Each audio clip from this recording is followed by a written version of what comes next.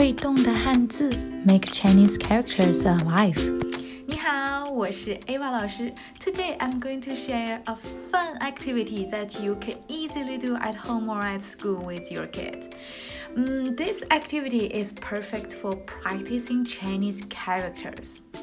I'm sure that kids are tired of writing down 10 times of the same character, and this activity can make the character alive, can make the character move.